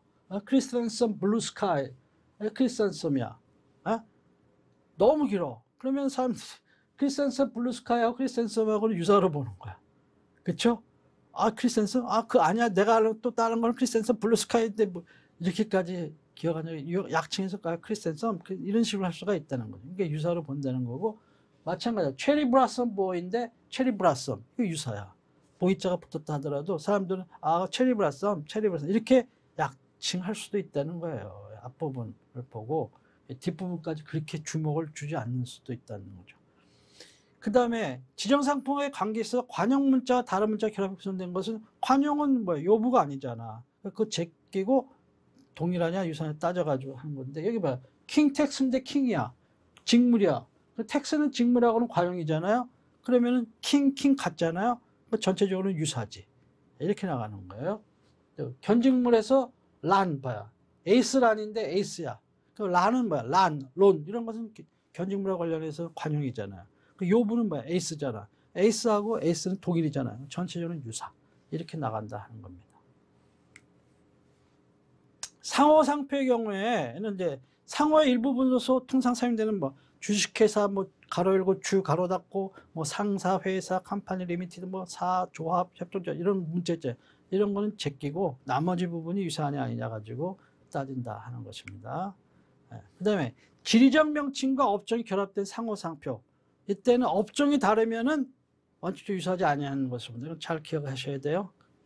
그래서 이제 지리적 명칭이 결합된 상호로서 유사한 것은 대한방직하고 대한모직 주식회사 이럴 때는 뭐예요? 업종이 유사하잖아요. 모직하고 방직하고 그럼 유사로 본 거고 서울전선 주식회사 서울전선 서울전기 이것도 유사하잖아요. 업종이. 그러니까 이건 유사 이렇게 보는 거죠. 근데 지리적 명칭이 대한서울 이런 게 있는데 유사하지 아니한 것을 본 것은 대한모직인데 대한철강 완전 업종이 다르잖아요. 이거는 비유사. 그 다음에 서울제과공업인데 서울전기공업 이것도 업종이 다르잖아요. 이것은 비유사 이렇게 되는 거예요. 그 다음에 지정상품과의 관계에서 주지 또는 저명한 상표와 다른 문자가 결합된 경우에는 원칙적으로는 주지존 저명상표 유사한 것으로 본다. 그럼 당연히 그렇게 해야겠죠. 그다음에 한글과 외국어가 결합된 상표의 경우에는 한글 부분이 유사하거나 외국어 부분이 유사. 그러면 다 유사야. 아무튼 그렇게 봐야 된다 하는 겁니다. 네. 그다음에 이 상표가 구성이 식별력이 있는 부분이 있는데 이 식별력이 있는 부분은 작게 표시하고 식별력이 없는 부분은 크게 표시해서 결합되는 경우가 있어요. 특히 이제 남의 유명 상표 이거 따라 하려고 하는 것 있잖아요. 그런 것 식별력 없는 부분을 크게 해놔. 그리고 식별력 있는 부분은 그 밑에 조그맣게 해. 표시를 해. 이래가지고 딱 등록해 놓고 나도 써야지. 이런 식으로 할 수가 있거든요. 실질적으로. 그런 경우에는 뭐야? 크게 상관없이 식별력 있는 부분을 요부로 봐가지고 판단한다. 그게 원칙이에요. 그렇지만 예외적으로 아무리 봐도 그 너무 작아가지고 그렇게까지는 아니다 할 때는 그건 또 예외로 할 수는 있다 하는 거예요. 그 다음에 결합상표 각각 구성본 식별이 있는 경우 이거 봅시다. 로즈 판판 이렇게 돼 있어요. 실제 사건. 그러면 이것도 뭐 글자 자체야 1년 불가분주로 붙어 있죠. 띄어쓰기 없이. 에? 그렇지만 소비자들이 봤을 때는 아 이건 로즈, 장미, 에? 이거는 판판 이렇게 나눠볼 수가 있거든요. 관념적으로. 에? 철자 외관상으로는 1년 불가분처럼 결합된 것처럼 보이지만 관념적으로는 뭐야? 아 로즈, 판판 이렇게 결합된 조어로 이렇게 조합해서 만든 상표구나 이렇게 할 수가 있거든요. 그런 경우에 의류인데 그런 경우에 이제 선행상표 로즈가 있다. 유사해요. 로즈도 요부가 될 수 있고 판판도 요부가 될 수 있는 거야. 근데 로즈가 요부인 로즈가 선행상표 로즈가 같아. 그럼 전체적인 유사 이렇게 되는 거야. 근데 로즈만이가 요부가 또 판판도 요부가 될 수 있는 거죠. 근데 선행상표에 또 판판이 있어. 그러면 이것도 뭐야? 전체적으로는 유사 이렇게 나온다는 거예요. 네, 그래서 이거는 아까 말씀드렸죠. A 플러스 B다. 근데 여기 A가 있다, B가 있다. 그럼 각각이 뭐야? 다 유사라고 그랬죠. 네, 그렇게 됐다 하는 거예요. 그래서 이렇게 결합상표의 경우에는 문자와 문자 또는 문자와 도형의 각 구성 부분이 결합된 결합상표에는 반드시 그 구성 부분을 전체에 의하여 호칭 갖는 것이 아니라 각 구성 부분이 불관찰되면 거래는 자립시 못하다고 여길 정도로 불가분적으로 결합되어 있는 것이 아니란 그 구성 부분 중 일부만에 의하여 간략하게 호칭 갖는 수도 있는 것이고 또 하나의 상표에서 2개 이상의 호칭 관념을 생각할 수 있는 경우에는 그중 하나의 호칭 관념이 타인의 상표와 동일도 유사하다고 인정되는 경우에 두 상표는 유사하다고 봐야 한다 하는 것이 판례다. 이건 아까 잘 우리가 기억해 놔야 된다 하는 판례였죠. 네, 그런 것입니다. 그 다음에 결합상표 중 일부 구성 부분이 그 요부인지 아닌지 판단할 때 그 구성 부분을 포함하는 상표가 그 지정 상품과 동일도 상품에 대해서 다수 등록되어 있거나 공고가 되어 있어. 그런 것도 고려를 해가지고 다수 등록됐다는 건 뭐예요? 더 이상 어느 특정인이 그걸 독점할 수가 없다는 거죠. 그 단어나 그런 것들을 그 지정 상품 분야에 있어서는. 그러니까 그건 식별력이 뭐야? 없거나 미약하게 됐다고 볼 수 있는 거죠. 그런 것은 뭐야? 유부가 될 수 없다라고 봐야 된다는 거죠. 그게 이제 판례예요. 그런 식으로 해야 된다. 왜냐면 이제 뭐 근데 이제 이게 나중에 이제 나오는데 그 어느 정도로 그러면 이게 병존돼 있어야 식별력이 이렇다고 하니까 그건 참 상당히 주관적인 얘기예요. 주관적인 얘기. 근데 뭐 한 20개, 한번 50개 정도 됐다면 되게 이제 그렇게 봐주는 것 같고, 뭐 10개도 안 된다 그러면 그 정도 가지고는 잘못 등록된 거지, 그것들이. 나머지들이. 그런 것이요. 그래서 또 상표 구성 전부가 식별력이 없거나 미약하게 된 경우에는 그중 일부만이 요구가 된다고 할 수 없고 원칙으로 돌아가 분리되지 않은 상표 전체를 기준으로 유사여부를 판단해야 한다 하는 거예요. 이 판례 잘 알아놔야 돼. 케이스로도 나오기도 하고 그랬는데 요즘에 유사여부 판단에서 종래에 그 무조건 A 플러스 B면은 A 플러스 B라는 상표가 있는데 A 플러스 C라는 상표 다 무조건 기계적으로 유사, 폴로 이후에 이렇게 한다 그랬죠. 그런 경향이 있었는데 그걸 수정하는 그런 판례 중에 하나예요. 이게 망고 몬스터 몬스터 에너지 이렇게 했을 때 옛날 같으면은 뭐야 이거 요게 A라고 쳐봅시다. 그럼 얘는 B 플러스 A죠. 얘는 A죠. 얘는 C야. 에?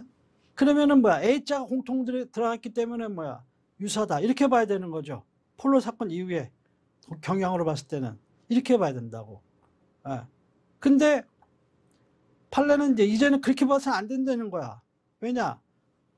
몬스터를 쳐보자 이거야. 그러면 왜 너무 몬스터가 이렇게 많어? 그럴 때는 이제 식별력이 없거나 미약한 부분이란 말이에요. 구성 부분, 상표 구성 부분. 또 이 전체가 예를 들면은 그런 몬스터 이런 것이 다수 병존하게 될 때 이게 요부가 될 수가 없어. 그럴 때 어떻게 돼? 원칙으로 돌아가. 원칙으로. 원칙으로 돌아가서 망고 몬스터 에너지.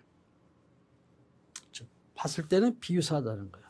비록 망고나 에너지가 그 진화판 관련해서 식별력이 없는 것처럼 보여도 아무튼 전체로 돌아가서 하나의 식별이 있는 걸로 보고 식별이 있는 걸로 봐서 비교해서 이것은 서로 다른 걸로 이렇게 봐야 된다는 거예요. 그러니까 당황하지 마시고 이제 이건 식별이 없는 거지만 전체로 돌아가서 관찰해서 그러면 다른 거 아니냐 이런 식으로 주장을 해 나갈 수가 있다 하는 것입니다. 그렇지만 아까 얘기한 것처럼 다만 이 동일 문자를 등을 포함한 상표들이 여러 개 공존하고 있던 사정만으로 무조건 다 이건 식별력이 없는 거다 이렇게 단정해서는 안 되는 거예요. 그게 얼마만큼 개수가 되는지 또 이것을 어느 특정에 독점시켜 사용하는 것이 공익사회 견제와 바람직한지 아닌지 이런 것들 종합적으로 고려를 해가지고 이제 판단을 해야 된다 하는 거예요. 그래서 여기 보면 아까 그런 얘기예요. 것을 고려해가지고 판단해야 된다 하는 얘기죠. 자, 그 다음에 성명상표 유사여부 판단이에요. 이제 사람 이름으로 된 거예요. 우리 처음에 상표 발달, 서론 처음에 상표 발달 얘기할 때 그 로마 시대에 폼페이 유적에 이렇게 발견되는 거 보니까 기어장이든 톡이든 뭐 벽돌이든 이런 거기에 보면 뭐야 그걸 만든 사람들의 이름도 새겨져 있고 제작 연도 새겨져 있고 어떤 상표들도 표기돼 있고 막 이랬다 그랬잖아요. 이름 자체가 상표가 될 수가 있었던 거 옛날에. 그래서 인류가 그 다음에 뭐야 입생로랑도 나오고 뭐 샤넬도 나오고 막 이러는 거예요. 켈빈 클라인도 나오고 옛날 고대 로마 시대나 오늘날이나 크게 다를 바 없어. 인류에 있어서 이 자타 상품을 나타내는 식별 표지 사용하는 방법에 있어서. 그럼 마찬가지예요. 자, 이런 것처럼 성명, 풀네임도 상표가 될 수가 있는 거예요. 써네임이 아니고 풀네임. 써네임은 이제 식별력이 없는 거기 때문에 상표를 쓸 수 있지만 독점 못하는 거지. 흔히 있는 거라면은. 자, 그러면은 이제 성명의 경우에는 어떻게 하냐? 거래사에서 성명 전체로 사용되는 경우. 그러면은 그 전체를 하나의 이제 전체 관찰에 의해야 돼. 켈빈 클라인. 이걸 또 다시 켈빈 나누고 클라인 나누고 이렇게 해서는 안 된다는 거예요. 켈빈 클라인이 켈빈 나누고 클라인 나누는 거 봤어요? 아니죠. 폴로 랄프로레는 나눠. 폴로 랄프로레 이렇게 지들이 나눠서 쓰잖아요. 그럴 때는 분리 관찰이 가능해. 그렇지만은 켈빈 클라인은 그렇지는 않잖아. 입생 로랑도 마찬가지야. 입생 나누고 로랑 나누고 이러지는 않잖아요. 그럴 땐 전체 관찰을 해야 한다. 아놀드 파마, 골프웨어도 마찬가지예요. 아놀드 파마 이러지는 않잖아요. 아놀드 파마 이래야 되는 것이고. 두 번째는 국내 수요자의 성명 전체로서 인식된 경우도 있어요. 마이클 조던 이런 경우에는 그렇게 했는데 근데 요즘에 과연 그럴까? 요즘은 좀 다르죠? 조던으로만 막 쓰고 그래요. 나이키에서 모델로 좀 다를 수도 있죠. 그 다음에 니나 리치 이걸 또 리치 뭐 니나 이렇게는 안 하잖아. 수요자들이 그런 것이고. 그 다음에 외국에서 흔한 이름에 성이 이제 결합되어 있는 그런 경우예요. 그래서 스티븐 바이 뭐 스티븐 매든, 스티븐 알랑, 뭐 스미스 애플, 스미스 앤드 올렌 스카이 뭐 이런 식으로 되는데 아무튼 외국에서 흔히 스미스는 너무 흔하잖아. 영미권 국가에서. 그러면 스미스 예를 들면 스미스 애플이다 이름이. 그러면 스미스 애플이라고 발음하지. 그걸 또 뭐 스미스라고 분류 관찰하거나 뭐 애플이라고 분류 관찰 이런 경우는 이제 많지 않다. 이런 경우는 전체 관찰을 한다 하는 거예요. 그래서 또 상표의 구성 형태로 보아 전체 인식될 수 있는 경우, 예를 들면 여기 패티 앤 지미라고 이렇게 돼 있어. 이걸 다시 또 패티, 지미 이렇게 과연 분류하겠느냐는 거야, 사람들이. 딱 보고 도형이 둘 있잖아. 사람들 소유자들은 딱 경험칙상 패티 앤 지미라고 이렇게 읽지, 이거를 얘 이 상표를 보고 패티 이렇게만 읽겠어요? 예. 헬로키티하고는 차원이 다르잖아. 혼자 딱 있고 헬로키티하고는 다르잖아요. 둘이 있죠, 둘이. 이럴 때는 전체를 관찰해야 된다.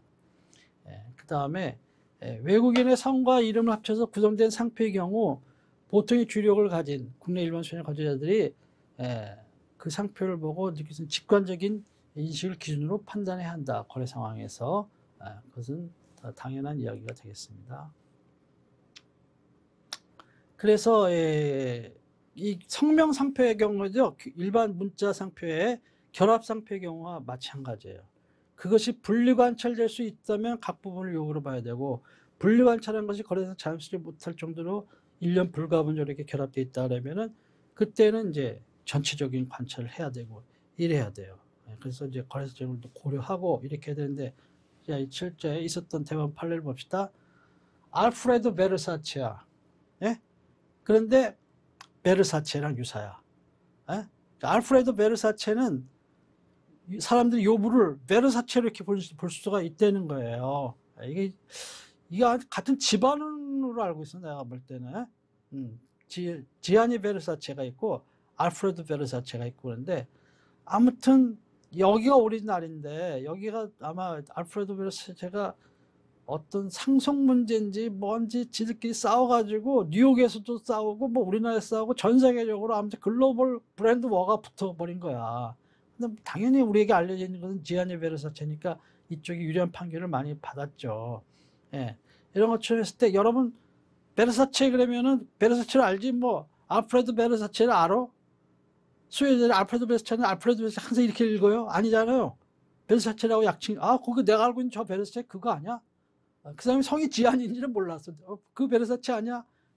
그럴 수가 있는 거죠. 그 유사지, 유사. 그 다음에 지아니 베르사체, 얘도 뭐야? 소유자들의 알려진 거는 베르사체잖아요. 그러니까 얘는 뭐야? 지아니 또는 베르사체 또는 지아니 베르사체. 이게 전체적으로 지아니 베르사체로 호칭하거나 또는 지아니 또는 베르사체 이렇게 호칭할 수 있는 거예요. 알프레도 베르사체 마찬가지라 전체적으로 알프레도 베르사체를 호칭하거나 알프레도 또는 베르사체 이렇게 호칭할 수 있는 거예요. 그럴 때 베르사체로 약칭되고 이쪽도 베르사체로 약칭된다면 전체적으로는 유사다 이렇게 보는 거죠. 실제 유사로 봤던 판례입니다. 파올로 구찌도 마찬가지예요. 구찌하고 마찬가지. 이거는 뭐 짝퉁 브랜드야, 파올로 구찌는. 근데 이걸 전문으로 하는 사람이 있어. 특허 보면 법정에서도 서로 만났는데 뭐 변호사님 조난 많이 들었습니다. 이러면서 했는데 내 고객 상표를 또 모방을 했는데 내가 뭐 그 사람 사건 상담하겠어요? 법률상 말이 안 되는 거지. 알겠습니다.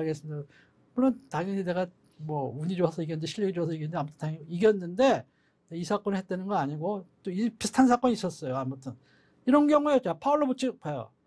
글자는 1년 불가분적으로 붙어 있어. 그렇다 하더라도 소비자를 봤을 때 뭐야? 이거 구찌 하고 연결될 거 아니에요. 분리 관찰이 가능하잖아요. 파울로와 구찌. 구찌와 구찌는 동일이니까 전체는 유사. 이렇게 나오는 거예요. 그렇게 돼서 어떤 상표는 항상 이렇게만 인식되는 경우가 있고 어떤 경우는 이렇게 분리 관찰이 가능한데 여기 있던 베르사체나 구찌 케이스는 이렇게 분리 관찰이 가능한 케이스로 이렇게 본 거예요. 입생로랑은 그렇게 안 되겠죠. 그래서 분리 인식될 가능성이 희박하거나 전체로 관찰할 때 출처 혼돈을 명확히 표시하는 경우 유상표할 수 없다는 게 판례예요. 롤라 애슐리하고 애슐리하고 이런 케이스예요. 이 홈패션 백화점 가면 많이 있죠, 롤라 애슐리. 왜 롤라 애슐리는 뭐야? 이제까지 사용된 거 보면 롤라 애슐리라고만 사용되어 왔지 애슐리라고 사용된 적은 없다는 거야. 롤라 애슐리가. 그러니까 애슐리라고 호칭할 가능성이 없다는 거예요. 그걸 보면 다 롤라 애슐리라고 그러지. 그렇기 때문에 애슐리하고는 다르다는 거야. 그러니까 성명 이름으로 썼을 때는 중요한 건 뭐야? 이제까지 어떻게 사용해 왔느냐 이걸 봐야 돼. 풀네임으로 썼느냐 아니면 그중에 어느 일부로 썼느냐. 베르사체나 구찌처럼 일부러 썼느냐 아니면 풀네임으로 입생로란처럼 풀네임으로만 늘 써왔느냐 이런 거를 봐야 되는 거예요. 롤레시켜서 마찬가지로. 또 소비자들도 어떻게 그를 부르고 있는지 이런 것도 봐야 되고 롤러 애슐리라고만 부르지 애슐리라고 본 적이 없어. 예를 들면 그렇게 되면은 이건 전체 관찰해야 된다. 그러니까 애슐리하고는 다르다. 이렇게 봐야 된다. 네. 그 다음에 도메인 이름으로 구성된 그런 상표의 경우 유사 판단이에요. 그럴 때는 도메인 나타내는 거 있잖아요. 이런 것도 .com이라든가 등등등 이런 것은 요부가 아니잖아요. 그러니까 그거 빼고 판단해야 된다는 거예요. 그래서 황후.com, 엠프레스 이렇게 되면은 이거는 비유사로 본 거예요. 관념은 같죠. 황후, 엠프레스. 그렇지만 뭐야 아까 얘기처럼 다르게 일광하고 슈엔샤인하고 다르게 본다 했잖아요. 그런 식으로 다르게 본다는 거예요.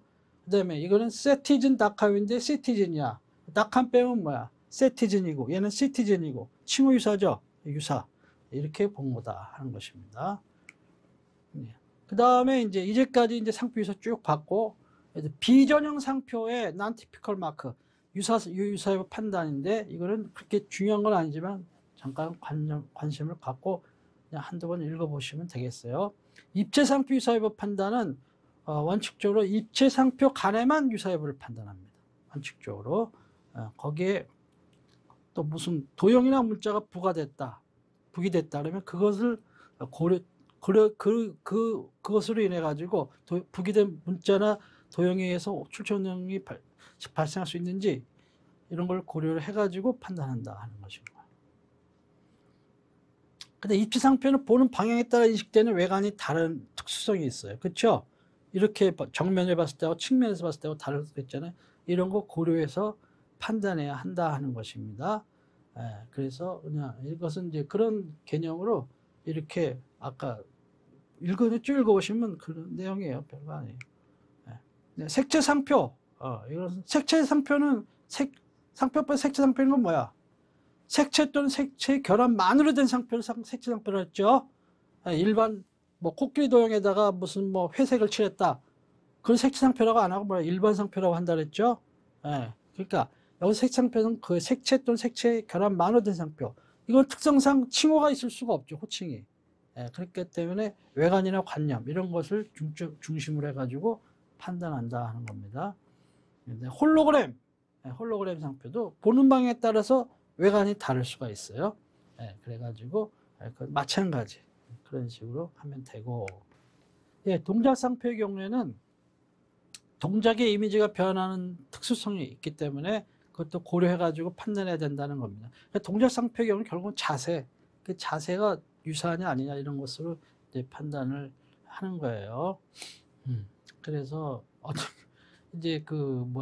이 영화에 이렇게 사자 어르르 하는 거야 이런 것도 동작 상표의 대표적인 예인데, 일본의 미국의 프로야구 진출한 그 노모 선수인가 이상한 독특한 그 투구 동작 있잖아요. 그런 것도 동작 상표로 제가 등록했던 걸로 내가 알고 있어요. 그런 식으로 할 수 있다 하는 겁니다. 그 밖에 시각적으로 인식할 수 있는 상표, 대표적인 게 위치 상표라 그랬죠. 유사 여부는 그때 위치 상표 유사 여부 판단은 위치 상표뿐만 아니라 바꾸자 하는 부분의 유형에 따라서 입체 상표, 도형 상표, 색채만으로 된 색채 상표, 유사 여부를 판단해서 하는 것입니다. 그래서 전체적인 형상이 아닌 상표 등록받고자 하는 표장을 표시한 위치, 표정의 모양, 각도, 유사성 이런 것을 고려해 가지고 판단을 한다 하는 것입니다. 소리 상표,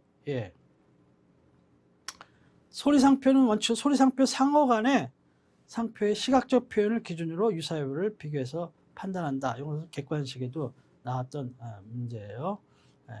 그다음에 소리 파일을 제출하는 수가 있거든요. 소리 파일을 그럼 그거를 고려하고, 또 악보를 낸 경우는 악보를 고려를 하고 이런 식으로 돼 있고, 소리 상표에 특정한 단어의 발음이 포함된 경우에는 그런 것도 고려를 해가지고 판단을 한다 하는 것입니다. 그다음에 소리 상표의 경우 소리만 생각해서 안 되고 소리를 통해서 느껴지는 관념도 있을 수가 있어요. 그런 게 있다면 그런 것도 고려를 해서 판단한다 하는 것입니다. 냄새 상표, 냄새 상표도 원칙적으로 냄새 상표 상호 간의 시각적 표현을 기준으로 이렇게 유사 여부를 판단한다 하는 것이고요. 그래서 견본을 제출한 냄새 견본 이런 것을 고려해 가지고 판단을 한다는 것입니다. 그 다음에 이제 냄새 견본과 냄새 시각적 표현에서 시각적 표현에서 화학식 기록으로 나타날 수 있겠죠. 이런 걸 딱 보면 이제 화학 전문한 사람은 어떤 것이 상상할 수 있으니까 하면 그 어떤 관념을 통해 그 관념 어떤 관념을 낳게 한다면은 그걸 통해서 유사율을 판단한다 하는 것입니다.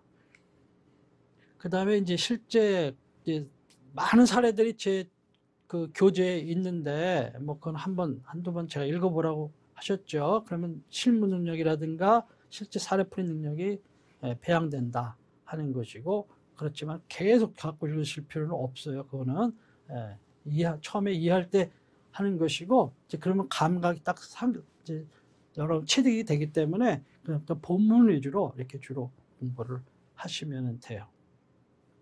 이거는 그 중에서 많은 사례 중에 실제 나왔던 사례야. 이런 게 황당하기 때문에 좀 그걸 읽어놓으면 도움이 된다. 그렇지만 그걸 다 외워야 되는 게 아니야. 외우지 않아도 그 정도 알면 어느 정도 감각이 있기 때문에 이런 걸 풀어낼 수가 있어요. 자, 여기 봅시다. 상표는 로마자야. 글리아틸린 이렇게 돼 있어요. 글리아틸린. 예? 근데 비교되는 상표는 글리아타민이야. 예? 이런 건데 이거는 비유사라 그랬어요. 왜 그랬느냐? 글리아타민과 글리아틸린의 경우 우선 어두 부분에 중점을 둔다 그랬잖아요. 그러니까 이제 글리아가 같으니까 뒷부분은 사람들이 소홀하게 생각하니까 이래서 유사다 이렇게 이제 본 거지. 근데 이제 아니라고 대부분은 본 거예요. 글리아의 부분이 공통되기는 하지만 타민과 틸린의 외관과 호칭의 차이로 혼동을 피할 수가 있다는 거예요. 타민하고 틸린, 글리아틸린인데 글리아타민 뒷부분이 그래도 확연히 어느 정도 구분된다. 그로 인해서 혼동이 있을 가능성이 낮다는 거지. 없다고 보는 거죠. 그러니까 이거는 유사하지 않다 이렇게 본 거예요. 케이스가. 그 다음에 밀러와 니콜 밀러야. 이것도 비유사로 본 거예요. 이거는 뭐야? 이건 A야. 그 다음에 이거는 뭐 A 플러스 B야. A가 공통되네. 전체적으로 유사네. 이렇게 봤던 거죠. 근데 대부분은 그렇게 보면 안 된다는 거예요. 왜냐하면 이제 니콜 밀러는 전체 호칭이 4음절로서 비교적 짧은 디자이너의 성명으로서 됐고, 그 다음 실제 두 장 쭉 사용한 거 보니까 밀러만으로 분리해서 쓴 적이 없어. 그렇기 때문에 밀러만으로 호칭 관념이라고 보기도 어려워. 그렇기 때문에 전체적으로 봐서는 유사하지 않은 걸로 봐야 된다. 이렇게 됐어. 로라 애슐리 케이스 마찬가지죠. 그런 판례예요. 실제 사례형으로 나왔던 문제입니다. 그 다음에 이거 봐요. 그 다음에 무존존 이렇게 됐어. 그러면은 A가 있어. 근데 무존존 A 플러스 B야. 또는 A 플러스 B 플러스 B 이렇게 될 수도 있고. 아무튼 A가 공통돼. 그러니까 유사. 이렇게 기계적으로 대응을 한다고 쳐봐. 그래서 안 된다는 거예요. 대부분은. 그래서 선정쌍표가 이제 이거야. 무존존. 근데 무출했는데 이제 거절됐어. 근데 출원상표가 이제 무인데, 무존존은 이 무라는 이 상표, 출원일 전 무렵 인터넷 쇼핑몰 등에서 한글로 표기되는 경우 무존존으로 표기되었다는 거야. 무존존으로 표기되는 경우가 많았고. 그 다음에 이것을 MOU 이런 식으로 약칭되거나 또는 MOU 존존 이렇게 하거나 이런 것을 볼 만한 자료는 없어. 그래서 이게 거래 설정, 이런 것이 거래 설정이기 때문에 그래서 이 선정상표가 MOU 부분만으로 호칭관념이라고 보기 부자연스럽다는 거예요. 이걸 이렇게 하는 것이. 따라서 선정상표에서 MOU 부분만을 독립해서 상표의 출처 표시 기능을 수행한다고 볼 수 없고, 그럼 다시 뭐예요? 전체적으로 돌아간다 그랬죠? 전체적으로 고려했을 때 양상표는 다르다 이렇게 봐야 되는 게 옳다는 거예요. 그렇게 해서 이렇게 나온 판례입니다. 그 다음에 이제 우아미 사건이야. 이것도 우아미가 있는데 아지노모도 우아미 이렇게 돼 있는 거예요. 그러면은 우아미라는 거는 감칠맛이라는 뜻을 나타내는 일본어 단어래요. 그걸 일본어인데 이걸 영어식으로 발음해서 표기한 거예요. 불과한 거예요. 우리나라 언론 중에서도 이런 단어가 의미하는 것이라고 여러 차례 소개되기도 했다는 거예요. 자료로 증거 제출된 증거로 봤을 때 이런 거는 종합적으로 고려해 보면은 우아미 부분의 지정상품이 조미료들과 관련해서는 뭐예요? 품질 표시나 뭐 효능 표시나 이런 거잖아요. 예. 그렇기 때문에 그런 것이고, 그래서 식별력이 없다고 봤자, 예? 그런 것들은 식별력이 없는 부분은 요부가 될 수가 없는 거잖아요. 그러니까는 요부가 될 수가 없는 것이고, 따라서 이런 것을 고려했을 때 전체적으로는 이상표는 뭐야? 서로 유사하지 아니한 것으로 봐야 된다는 거지. 예? 요부 관찰이 안 되잖아요. 우함이. 예? 여기서 요부는 뭐야? 아지노모토지. 아지노모토 우아미에서 우아미는 요부가 될 수 없는 식별력 없는 부분이니까 아지노모토가 요부지. 아지노모토하고 선행상표 우아미하고 비교했을 때는 다른 거죠. 그렇게 유사하지 않다. 이렇게 본 겁니다. 이런 식으로 사례용으로 이렇게 출제가 되고 있습니다. 그래서 뭐 꼭 모든 사례를 다 기억해야 되는 거 아니고 이런 원리로 돌아가는 것이고, 이런 것은 실제 사례에서 문안에 문제에서 이렇게 이런 뜻이다, 이런 배경이 있다는 걸 설명을 해주니까 그런 걸 다 기억하지 않더라도 그 원리만 알면 이렇게 적용을 해서 올바른 결론에 도달할 수가 있다 하는 것입니다. 지금까지 상표의 동일 또 상표의 유사에 대해서 설명을 드렸습니다. 네, 감사합니다.